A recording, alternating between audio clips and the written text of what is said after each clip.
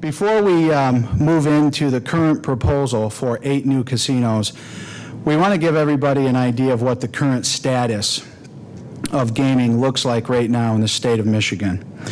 Right now we have 22 tribal casinos that stretch from virtually every corner of the state, from as far as the southwestern corner in New Buffalo, all the way up to the western edge of the Upper Peninsula and Watersmeet, and everywhere in between. Of course, everybody understands we have 3 commercial casinos in the city of Detroit. We have 3,000 plus Club Keno locations. These are in all the bars and restaurants and bowling alleys around the state of Michigan. This is an electronic form of gaming, very similar actually to a slot machine. We have 5 horse racing tracks with not only live racing, but the opportunity to bet on off-track betting that would be a race anywhere in the nation. We have over 100 of these quote-unquote charity casino card rooms. This has become nothing more than a casino without slot machines. There's nothing charity about any of these operations.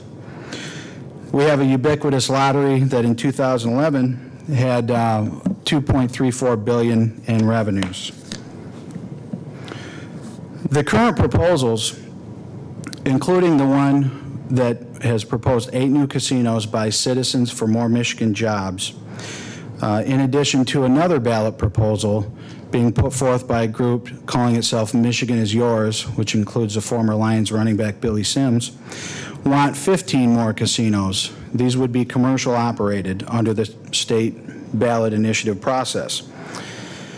There's also a possibility of 7 new tribal casinos through what's known as an off-reservation application. These would be located hundreds of miles from those tribes' ancestral lands and their tribal headquarters, one of which recently was proposed in the city of Lansing. If you add all these things up, Michigan would have 47 total casinos. That is an astounding number. The gaming market here simply can't absorb that kind of expansion. The impact would be a dramatic shift of jobs and revenue from certain areas of the state to another, but without the possibility of there being a net economic gain for the state or its residents. This is a visual which gives you the current location in Michigan on the map of the existing casino facilities, as well as the casinos being proposed under the state ballot initiative process, and those tribes that want to move off reservation hundreds of miles away and open additional casinos. The green dots represent casinos that are here legally operating. The yellow dots on the screen represent the ballot proposals. The current one that we're here to talk about with the 8 new casinos would be as far north as Cadillac. You'd have one in Grand Rapids, Lansing, and you would also have 4 more casinos within the Detroit market, which would be incredibly devastating to the city of Detroit, given that the Ohio casinos are just opened, and the closest one being Toledo across the state line. The current process for expanding commercial casinos is under the state constitution. This happened with what the voters decided in 2004, that they wanted to have a say in gaming expansion. The reason was that the Michigan legislature and Governor Granholm were poised to legalize 9 more racetrack casinos. These would have been so-called racinos at all of the horse racing tracks.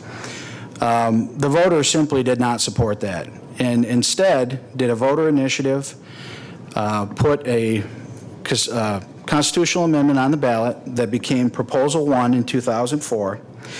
That was passed by 58% of the voters that said, we want to decide future gaming expansions. There was such broad support for that, it passed in 81 of 83 Michigan counties. This authority that's vested in the voters is found in Article 4, Section 41 of the Constitution. I encourage anybody with spare time to go look that up, because This is the section of the Michigan Constitution that is threatened by the proposal for 8 more casinos. This proposal would strip away the right of each and every one of us to have a say in future gaming expansions.